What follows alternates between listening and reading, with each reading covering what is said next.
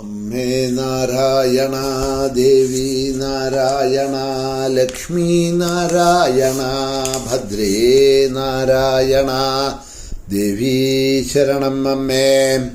ഭദ്രേ നിന്നെ സ്തുതിക്കാൻ ചതുർവദനനുമാകില്ല ചിന്തിച്ചു കണ്ടാൽ.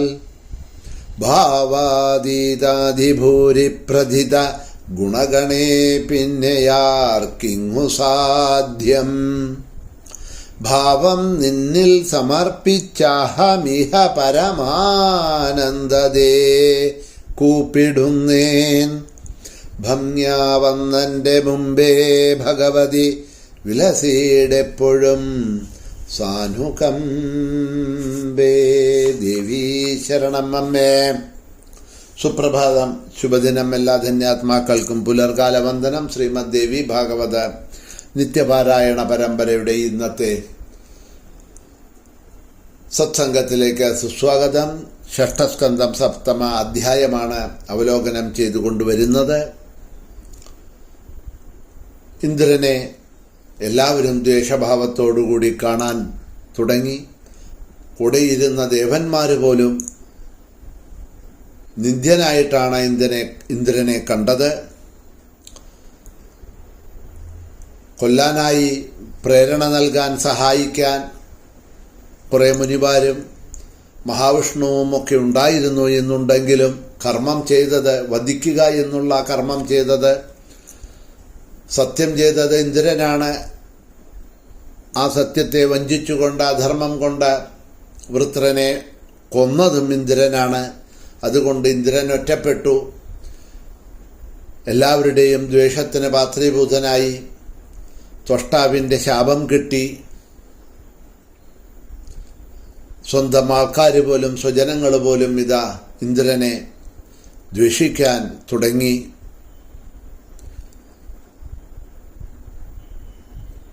മുനികളും കള്ളം പറഞ്ഞിട്ടാണ് വൃത്രനെ വിശ്വസിപ്പിച്ചത്.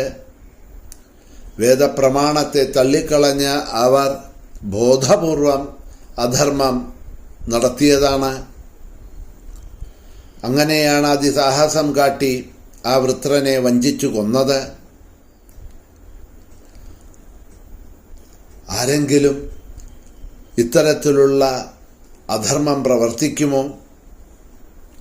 വിഷ്ണുവോ ഇന്ദ്രനോ അല്ലാതെ വേറെ ആര് അവനെ ഇതുപോലെ അധർമ്മത്തിലൂടെ വീഴ്ത്തും? ഈ വിധത്തിലും മറ്റു പ്രകാരത്തിലുമുള്ള സംസാരങ്ങളൊക്കെ ഇതാ പലരും ചെയ്തു. തൻ്റെ കീർത്തിയെ കെടുത്തുന്ന ഇത്തരം പല കഥകളും ഇന്ദ്രൻ്റെ ചെവിയിലും എത്തിച്ചേർന്നു. യശസ് നശിച്ചവൻ്റെ, കീർത്തി കെട്ടവൻ്റെ ലോകജീവിതം വളരെ നിന്ദ്യമായിട്ടുള്ളതാണ്. വഴിയെ നടക്കുന്ന സമയത്ത് ശത്രുക്കൾ അവനെ കണ്ട പരിഹാസപൂർവം പുഞ്ചിരിക്കും. ഇന്ദ്രദ്യുമ്നൻ എന്ന രാജർഷി പോലും കീർത്തി കെട്ടതിനാൽ വീണുപോയില്ലേ?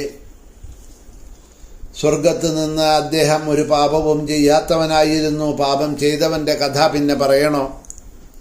ഒരു ചെറിയ അപരാധം ചെയ്തതിൻ്റെ പേരിൽ യയാതി രാജാവും നിന്ദ്യനായി.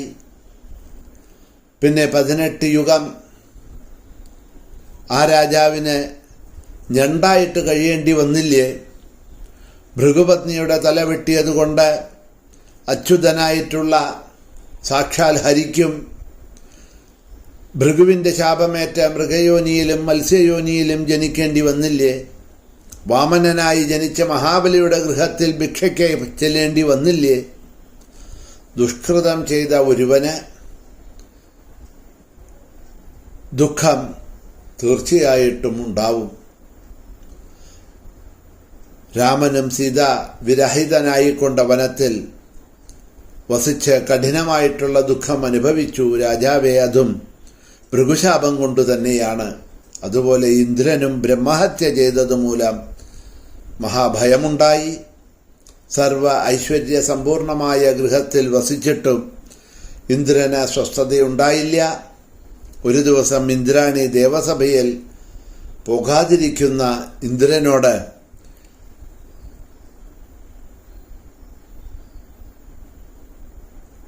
ചോദിച്ചു,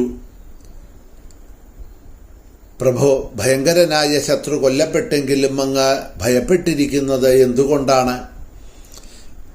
ശത്രുക്കളെയെല്ലാം വിറപ്പിക്കുന്നതായിട്ടുള്ള അങ്ങക്ക് എന്താണ് ഇത്രത്തോളം ചിന്ത? അങ്ങ് പ്രാകൃതനെ പോലെ ചിന്താവിഷ്ടനായിട്ട് ഇവിടെ ഇങ്ങനെ ഇരിക്കാനുള്ള കാരണം എന്താണ്? അല്ല, അങ്ങയെ ഇപ്പോൾ ചിന്തിപ്പിക്കാനായിക്കൊണ്ട്, അങ്ങയുടെ മനസ്സിൽ ദുഃഖം തരാനായിക്കൊണ്ട് മറ്റേതെങ്കിലും പ്രബലനായിട്ടുള്ള ഒരു ശത്രു ഇപ്പോൾ വന്നിട്ടുണ്ടോ? എന്താ അങ്ങയുടെ ഈ ചിന്തയ്ക്കും ദുഃഖത്തിനും കാരണം എന്ന് ഇന്ദ്രാണി പോലും ചോദിക്കണു. ഇന്ദ്രൻ മറുപടി പറയാണ്, നരാതിർ ബലവാൻ മേസ്തി ന ശാന്തിർ ന സുഖം തഥാ ബ്രഹ്മഹത്യാഭയാദ് രാജ്ഞി ബിഭേമി സതതം ഗൃഹേ. എനിക്ക് ബലവാനായിട്ടുള്ള ശത്രുവൊന്നും ഇനിയിപ്പോൾ ഇല്ല, പക്ഷേ ശാന്തിയും സുഖവും ഇല്ല. കാരണം ബ്രഹ്മഹത്യാഭയമാണ് എന്നെ ഈ ഗൃഹത്തിൽ ഇരിക്കുമ്പോഴും ഉപദ്രവിക്കുന്നത്. നന്ദനവും അമൃതവും വീടും കാടും ഒന്നും എനിക്ക് സുഖകരമായി ഇപ്പോൾ തോന്നുന്നില്ല. ഗന്ധർവന്മാരുടെ ഗാനമോ അപ്സരസുകളുടെ നൃത്തമോ എനിക്ക് കാണണം എന്ന് തോന്നുന്നില്ല. നിന്നിലോ മറ്റ് ദേവാംഗനകളിലോ പോലും എനിക്കിപ്പോൾ യാതൊരു താല്പര്യവുമില്ല. അതുപോലെ കാമധേനുവും സുഖപ്രദമായിട്ടുള്ള കൽപ്പവൃക്ഷവും എനിക്കിപ്പോൾ വേണമെന്ന് തോന്നുന്നില്ല. ഞാൻ എന്താ ചെയ്യുക? എവിടെയാ പോവുക? എവിടെ ചെന്നാലാണ് എനിക്ക് മനസ്സുഖം കിട്ടുക? ഈ വിചാരം കൊണ്ട് എൻ്റെ മനസ്സിന് യാതൊരു സുഖവുമില്ല. ഇപ്പം സുഖമില്ലാത്തതിൻ്റെ കാരണം വഞ്ചിച്ച്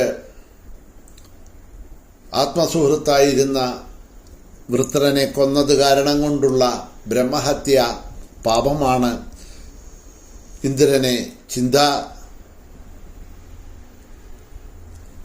ഇന്ദ്രന്റെ ചിന്തയ്ക്കുള്ള കാരണം എന്നുള്ളതിനെ അവിടെ പറഞ്ഞു. ഇത്യുക്ത്വാ വചനം ശക്ര പ്രിയാം പരമകാതരാം നിർജഗാമഗൃഹാത് മന്ധോ മാനസം സരവുത്തമം.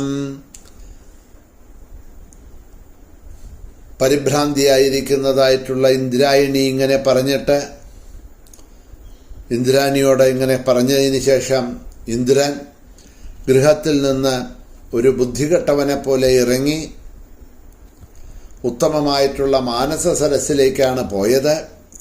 അവിടെ തന്നെ ദുഃഖിതനായി ക്ഷീണിച്ച് അവശനായി ഒരു താമരത്തണ്ടിനുള്ളിൽ കടന്ന് ഇരിപ്പായി എന്ന് പറയാണ്. പാപം തന്നെ പിടികൂടിയിരിക്കുന്നു എന്ന് ദേവേന്ദ്രൻ അറിഞ്ഞില്ല. ഒരു പാമ്പിനെ പോലെ വെള്ളത്തിനുള്ളിൽ നീന്തിക്കൊണ്ട് ആരും സഹായിക്കാനില്ലാതെ ചിന്താവിവശനായി ക്ഷീണിച്ച് അംഗങ്ങൾ തളർന്ന ദേവേന്ദ്രൻ ആ താമരത്തണ്ടിൻ്റെ ഉള്ളിലാണത്രേ ഒളിച്ചു ജീവിച്ചത്. ബ്രഹ്മഹത്യാപീഡിതനായിട്ടുള്ള ദേവേന്ദ്രനെ കാണാതായപ്പോഴ് ദേവന്മാരെ ചിന്താകുലരായി. ധാരാളം ദുർനിമിത്തങ്ങളും ദേവലോകത്തിൽ കാണാനിടയായി. ഋഷിമാരും സിദ്ധന്മാരും ഗന്ധർവന്മാരും ഭയത്താൽ അങ്ങേയറ്റം പരിഭ്രാന്തരായി. ജഗത്താകെ അരാജകമായി തീർന്നു. ഉപദ്രവങ്ങൾ എവിടെയും ഉണ്ടായി. മഴ പെയ്യാതായി. ഭൂമിയിൽ വിഭവങ്ങളൊക്കെ കുറഞ്ഞു. നദിയിലെ വെള്ളമൊക്കെ വറ്റാൻ തുടങ്ങി. തടാകത്തിലെ വെള്ളങ്ങളെല്ലാം വറ്റി. ഇങ്ങനെ അരാജകത്വം ദേവലോകത്തും മറ്റുള്ള ലോകങ്ങളിലും കാണാനിടയായി എന്ന് പറയാണ്. ഏതായാലും കുറച്ച്